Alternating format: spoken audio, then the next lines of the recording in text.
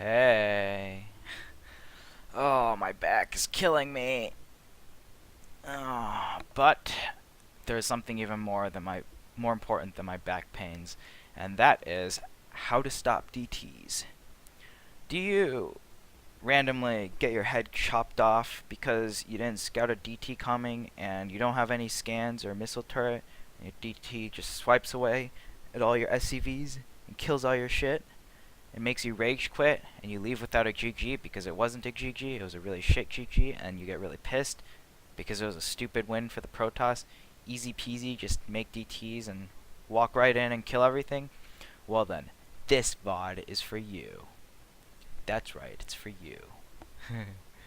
Alright, so the first part of this VOD is going to be about DT expands, how to scout for them, especially if they are proxied, in which, like, face it, you don't want to like scout the entire map with like 2 SCVs, and half the time you're not even gonna find anything. So, this is like gonna go over the basic timings of when DTs hit and what defenses you need to stop it, and when you should start saving up your scans, etc., etc., etc., so that hopefully after watching this video you will be DT proof. It'll be like CPR, except instead of saving a life, you'll be saving. Instead of saving a life, you'll be winning a game. Yeah, that's about sums it up. Alright, so here is my vision, and in this game, this is the first game that I'm going to show you guys. It's just a DT expand, and basically this guy does a proxy DT build. So one of the advantages of a proxy DT build, there are 1,000,002 spots to actually scout. I mean, you can hide a proxy almost anywhere on either side of the map. It's way too hard, and especially like, what if you go command center first, like that I'm doing here? You don't have a Reaper to scout or anything, right? So we're gonna have to be making some important decisions based on not what we scout, but the lack of information that we scout. So 14cc, 15 racks, just very, very standard play. And when am I going to scout with my SCV? There we go. So as soon as my first racks finishes, I'm going to scout. On 4-player maps, I tend to scout at 15 after the first racks goes down, because it's important to see your opponent and see their natural to see if they have an expand. And if you scout in the last pattern, or like the last position, and you scout at 15, you'll be able to see the Nexus go down before they have a Mothership Core and a Stalker, I think. Yeah, I looked it over before, and that's how the timing lines up. You have to send it at 15 when you're building your barracks. Alright, so this is the first scouting information that I see. I see a Zealot, extremely annoying, and my SCV is going to see nothing. It sees squat and diddly squat. I don't even get to see if there's a second gas or not. So right now I am playing extremely blindly. There's a Zealot that's picking my shit apart. It's killed an SCV, sadly. Oh, killed Marine. But it's only a Zealot, and he used that to scout. He used the Zealot to scout while he used his scouting probe to place a little thing right here called a proxy pylon. It can get very annoying. So if we take a look at the Protoss player's main base, he only has 2 pylons. So if a Reaper was to come into here and check, like if I opened Reaper Scout and I looked in his base, the 2 important things that you want to look with your Reaper is how many pylons does he have. He only has 2 pylons. So that means that the 3rd pylon is going to be proxied, because at 2 pylons you have 26 supply. And after you get a 3rd pylon, that's when you can like build, not your expansion, but when you can build your Mothership Core, more gateway units, etc., etc. So 3rd pylon is really important, and the only time a Protoss will have 2 pylons is to cut the 3rd pylon and to make a really fast Nexus, and then to cut some probes as well. So the third pylon is important for the Protoss player. If he doesn't have it in his main base, it's going to be out on the map. So if you scout with your Reaper and you see 2 pylons missing, immediately a red flag should go off, and it's either going to be Oracles, DTs, or Blink Stalker, or Immortal Robo all in. Those are the 4 possibilities that you can do off of a proxy pylon that are actually viable. I've seen silly stuff like Colossi drops. They're just silly. They're not supposed to be taken seriously, I think, but the 4 main ones are Immortals, DTs, Blink Stalkers, and Oracles. So, back to this. So I don't see anything. I don't know what is going on at all. It's one of the downfalls of 14cc. So, although I do have an economic advantage, I have 2 mules. So I'm going to be having a better economy, there we go, than the Protoss player. And my main is, or my natural is going to be so much faster than his, because he is in fact going for a very, very, very not economical DT expand. You're still going to take your Nexus if you're going for a DT expand. It's just not going to be before 5 minutes. Like, it's going to be like a 5-minute plus Nexus depending on how fast he takes it. And he should have actually, I think this is basically as fast as he could have taken it. He could have taken it slightly faster if he didn't make the Zealot, but that's alright to make the Zealot. He did do a good amount of damage and still escaped with it. So he's taking his Nexus, and right now I'm playing completely blindly. That's kind of okay, and that's kind of not okay. So since I'm playing blindly and I don't have sufficient scouting information, I am getting an extremely fast engineering bay. It started very, very fast. It started actually before even my first 100 gas and tech lab started. Yep, right there. So if you don't know if the Protoss player is on 1 or 2 bases, then you don't know how fast a possible DT drop or how fast their tech is going to be. So getting an engineering bay really fast before your gas is finished is crucial, because you need a turret for Oracle and DT defense. And even if it's Blink Stalkers, you still need to get an engineering bay just to prepare for the Oracle / DT possibilities. And not only do I get an engineering bay, but I'm going to be saving up scans right here, right about now. So around the time that I'm building an engineering bay is when my brain tells me that possible DTs are possible and possible Oracles are in fact possible. So it's important to save up some scans, and I'm going to be scanning relatively soon. But it's important to have scans because your turret is not going to be done in time. So if you do, and you should be looking very carefully over here to make sure you see the DTs slip in. Alright, so notice how I'm saving up scans. I don't know if he's expanded or not yet. To be fair, one of the good things you can do as a Terran player is after your initial SCV dies, you can send out another SCV, so that you can rescout at about 5 minutes and 30 seconds. And that's really, really helpful. But if you can't do that, then you're going to have to play with limited information. And I am saving up scan energy, and I'm building a turret as fast as possible because of that.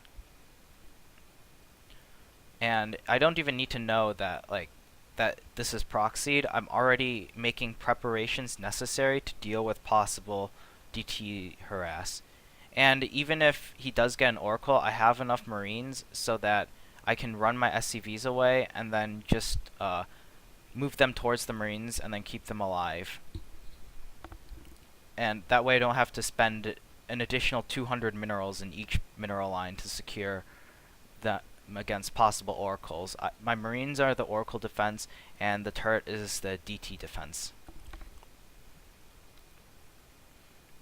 And so now the turret's finished. There's still no DTs yet, which is pretty nice. I mean, look at the timing. It's plus or minus 10 to 15 seconds so it depends on how fast the Protoss player is rushing their stuff out, rushing their tech out. And this is a pretty fast DT rush. It takes 100 seconds for the Dark Shrine to finish, and then it takes like 60 seconds, I believe. Oh, it takes 50 seconds for the Twilight Council to finish, so that's 2.5 minutes of wait time after the Cybernetics core goes down. So it's 2.5 minutes before the DTs can be finished with their tech. That's how long it takes. Compared to like 60 seconds plus another like 40 for an Oracle. So it's like 1.5 minutes. And then Blink is like 170 seconds. So it's like 2 minutes, 2.5 minutes. DTs and Blink happen about the same time because of Chrono Boost. It makes the Blink upgrade research faster. But enough about that. This is more specifically on DTs. So if you do not know that your opponent is going DTs, or I mean, no, you're not supposed to know that. If you do not know what kind of tech your opponent is going, so notice how I don't know what he's doing. I have not seen an Oracle. I have not seen DTs. I have not seen an Observer or a lot of Stalkers or anything like that to tell me what he's doing. Then you have to prepare for the worst. And one of the things that can hit is a DT. So having scans saved up and having a missile turret down is very important. Like, even if he's not going DTs, the fact that you don't know he's going DTs because it could be proxied, like, unless you see the Stargate in the main base, or a Robo facility in the main base, or a Twilight Council and Blink researching in the main base, then you do not know that DTs are coming. That is the smart way to play against proxy tech structures, because you are automatically preparing for them, and even though you are making some defense and you might fall a bit behind if you hadn't gone it, it's a very small price to pay if you are playing in the dark and you don't know you don't have the sufficient information necessary for the DTs. So turret is up by 7 minutes, and you want to have a scan available. Like, notice how I just dropped my mule as soon as the turret finished. So you want to have a turret, and you want to be looking at your natural at about this time, 6:50 to 7 minutes, just to make sure you don't see any little invisible blimps walk through. And as soon as this turret finishes, I will be dropping my mule. There we go. And I also scan to check for a expansion. To be fair, I should have scanned earlier because I didn't see a main base, or I didn't see an expansion, and I didn't see a second gas or anything with my scouting SCV. So this scan should have come at about 6 minutes and 30 seconds, in which I would have seen a Nexus still coming up.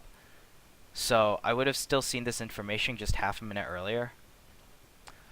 So, oh, damn it, missed that.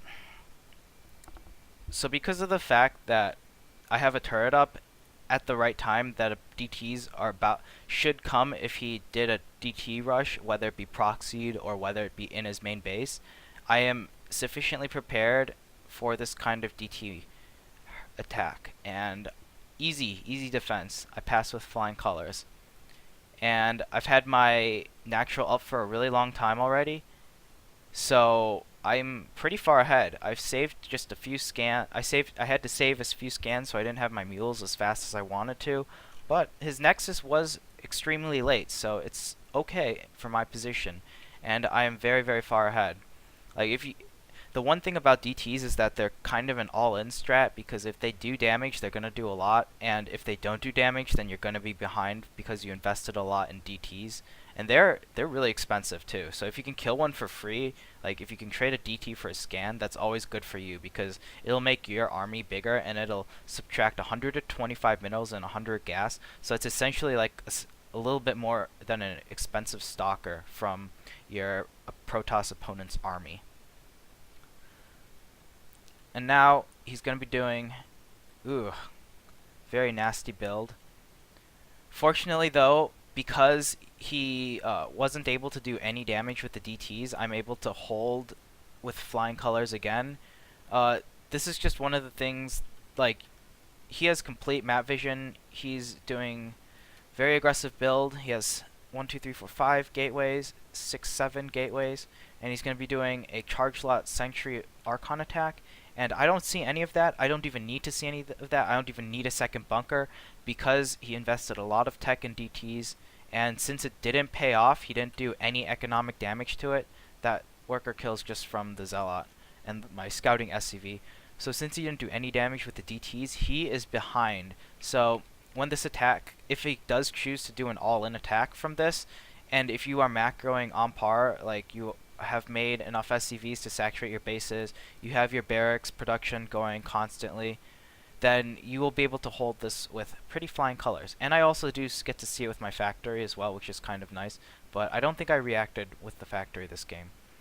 So even without the heads up, he still has a slightly larger armor, but because he made the DTs, it's not going to be as big. So, like, he really has no DPS. He is also attacking with stim, and these force fields are kind of working against him as well. He was only able to make one Archon because he's floating a lot of money, first of all, and he is also DTs are very expensive to make as well, or very expensive units to make into Archons. High Templars are more cheaper because you can afford more Zealots, but even if he had like 8 additional Zealots, it wouldn't have made that much of a difference. So that's the first game. To go over a quick recap, because this was kind of an older replay and I have updated my scouting timings to accommodate for like the Blink metagame, the Proxy Oracle metagames that came before this. This was like way back before Blink Stalkers became popular, I think in like December. So to recap, if you don't see the specific Protoss's tech structure, such as a Stargate or a Twilight Council researching Blink, like chrono boosting, or a robo facility and or a forge, then you have to prepare for things you haven't seen for. And in this case, I did not see DT structure or tech anywhere, and it was proxied, so there wouldn't have been any way even if I tried to scan for it. So I was forced to prepare for it by saving scans and building a turret ASAP. Which is about 7 minutes is about the time that a DT will hit. We saw in that game that it hit at about 7-ish minutes. But yeah, that's pretty much the earliest time. So a turret takes about 25 seconds to make, engineering base 35, so that's 55. So you should start your engineering bay at about 6 minutes. And then if you build the engineering bay, then build the turret as soon as the engineering bay is done, and you save up some scans until the turret is finished, then you will be safe against DTs, because you'll be able to have a scan, and if you scan and he tries to walk in, he won't have enough of an army to be able to, or no, not army, what am I saying? He won't have, wow, I just lost exactly what I was trying to say. I think what I was trying to say was he won't, if you have a scan, keeping the scan and like it stays there long enough to give you detection for your turret to finish. That's the main purpose of the scan. So like if your turret's halfway from finished and you have one scan, you can just scan. His DT won't be able to do any damage. Then your turret will finish, then you'll be safe. Cool. Alright, so let's take a look at the second game. It's a game on Frost, a 4-position map. If you're going to Reaper Expand, I usually scout when my SCV finishes building the barracks in one direction and I send my Reaper in the other. This one I'm going 15cc. I'm kind of playing a lot more economical this game, but if you do want to scout your opponent before he has a stalker and a mothership core out, send your SCV around the time that your first barracks starts at 15 supply. As we see again, Lil Fricker is doing proxy DT build, and once again 2 pylons, and the third pylon is in fact proxied. It seems to be a trend among Protoss players. And it's just it is a constant rule. Like, it's not even a theory where it happens but can still be disproved. It's just a flat out rule that you have to proxy a pylon, or if you don't have 3 pylons in your base when you get scouted by the Reaper, but in this case it's an SCV, so it's not as important. But for Reaper expands, like on 2-player maps, if it doesn't see a 3rd pylon, then you know it's proxied. But in this case, I don't even know it's proxied. And all my SCV sees is barely sees a Nexus. I'm very fortunate to see a Nexus. It was slightly late. I can tell that by looking at its health. So right now, I know that it just started. So getting a Nexus at about 5 minutes, that's kind of a awkward timing if you're going for a fast, like a macro game. Generally, off of 2 gas with 2 probes in each gas, you'll get a Nexus anywhere between 4 minutes and 15 seconds to 4 minutes and 35 to 40 seconds. So any Nexus starting close to 5 minutes means that it's gonna be a proxy tech structure. Like, he invested money somewhere to make a tech structure before he was able to make his Nexus, rather than making the Nexus and then making the tech structure. So it's a slightly more aggressive cheese, but you can transition out of a macro game from it as well. So I see the expansion. If I didn't see the expansion, I would scan at about 6 minutes right here to check for the expansion. That's the most important thing you got to look for, is if he expanded or not, to know if it's a 1 or 2 base build. Because if it's like a 1 base build, it's gonna be like an all-in. So you have to evacuate your natural, build a bunch of bunkers, and then you'll be fine. But if it's a expand, then you know that the tech's not going to be as dangerous. It's not going to be as all-in, or whatever the Protoss is doing, and it's going to hit a slightly later time. So I'm getting my engineering bay slightly later this game. Not as good, but it's alright. This marine poke, it's very important. It's my scouting information. Instead of scanning at 7 minutes, I'm going to be doing this. And all I see is a stalker and a stalker and 3 gateways. So this is very fishy because I've only seen 1 stalker, and he has 3 gateways as well. So he should have had a 2nd stalker, or at least some other units by now, but he doesn't. So I start an engineering bay immediately because I know I've forgotten it, and I'm also saving up scans as well. I say, since my engineering bay is late, like if this happens where you forget an engineering bay somehow, then start it immediately and just save up your scans. So if we take a look at my vision, I don't see anything in his main. All I see is 3 gateways, and all that means is that he could be doing a gateway attack or he could be doing DTs. So that's why I built the 2nd bunker as well. And I'm saving up the scans to check for, just in case DTs are here. And notice my camera, like I'm macroing and everything, but most of the time I'm gonna be looking over here for DTs at my natural. Like it's always important to be looking, and like I see the little blips going and I immediately scan. And if like the DTs are already attacking your units and you scan and you don't have a turret, then you're going to be in a lot of trouble because DTs one-hit Marines. So it's very important to have a fast reaction time and be able to stop the DTs before they actually start hitting your Marines, and before they start spitting out ridiculous amounts of damage. And that was kind of overkill on the scans. I could have used the 2nd scan a bit more wisely. Like, it's a lot of dead area space. So at most I would have used 2 scans instead of 3, but 3 scans is still okay because I killed 3 DTs for no damage whatsoever. Like basically 3 scans. So that's really good for me. And as you can see, I'm in a huge advantage because of that. And once again, it was a proxy DT rush, but I was able to hold, and I didn't even have a turret up in time for it.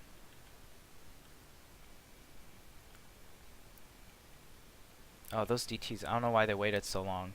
But even if they went in earlier, like I still would have had plenty of scan energy. It's very important to save up scan energy at this time if you don't know what your opponent is doing, and then building a turret ASAP to prepare for DTs. So a reoccurring pattern in these games is if you don't know what your opponent is doing, I didn't scout any tech structures, then there's a possibility that he could have a hidden tech structure out on the field. So I have to prepare for everything. And one of the things I did was add a second bunker because I only saw 3 gates, possible 3-gate sanctuary attack. And then I also saved up scans and built a turret. You should always be building a turret. My engineering bay was slightly later than it should have been, so that's why I saved up extra scans. But saving scans is important until your turret is finished and you're secure against any possible DTs. And then from here on out, like, since the DTs once again did no damage, I've killed 3 DTs for 3 scans. My army is significantly stronger than what his army would like to be at this point of the game. So just fast forward a little bit so we can see the end of the game. Lottie, lottie, lottie, lottie. Alright.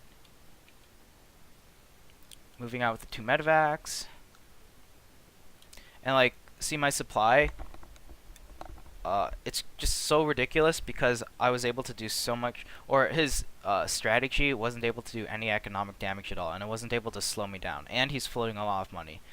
But just when you do damage to DT, or when DTs do no damage, there's no need for you to do anything in particular, or like any pressure thing, because you'll be ahead. And it's up to the Protoss to gain an advantage and come back into the game. So this game, it kind of plays out interestingly. I see his army's caught in the middle of the map, and I'm able to just get these expansion snipes, unpower all his gateways, and I'm able to hold here. I have bunkers in time, and good game. So this concludes part 1. I was hopefully I'll be able to keep it under 30 minutes, but part 1, basically, if you don't know what your opponent is doing, then you have to prepare for everything. That includes blink stalkers and also DTs, oracles, etc., etc. But for now, we're focusing on DTs, and in order to prepare for possible proxy DTs or DT strategies that go unscouted, you need a turret in your natural, and you need to save up at least 1 scan. 2 to be safe, because if he does 3 DTs, he might be able to sneak into an area, but you need at least 1 at the very minimum if you don't know what he's doing and you haven't confirmed it by about 6 minutes, because usually 5:30ish is about when you scout the Protoss tech, or when you should be scouting it. So if you don't scout it by 5 minutes and 30 seconds to 6 minutes, then you immediately have to start playing very, very safe and save up scans and add an engineering bay, extra bunkers, for the various possible things that you do scout. Like, the 2 games were kind of different reactions because like the second game I was able to scout 3 gateways but no tech. The first game I wasn't able to scout anything, so I had to prepare for everything. So it's kind of like a give and take of what you are able to see, and the more information you're able to find, the better. And if you're having trouble finding information with the 14 Command Center build, it might be better to switch to a Reaper Expand, because Reaper Expand almost guarantees a almost full scout of the Protoss base, like on any map even. You can still sacrifice the Reaper and you're going to be able to see his unit count, like how many stalkers he has, his gateway count, where his mothership core is, and even possibly tech at the best case scenario. Alright, so part 2, it'll be coming up shortly, and it'll be a couple more replays describing how to deal with DT drops, the follow-up to regular DT builds, which is even more pain in the butt, because not only can they like just walk straight past through the turret in your natural, they can just wreak havoc in your main, and even if you scan, they can just go to the little corners and they'll be like out of vision, like my hands, and then they'll pop in, kill some SCVs, pop out, because you won't be able to have full detection in your base. So we'll be able to see how we'll be able to understand how to deal with DT drops in the next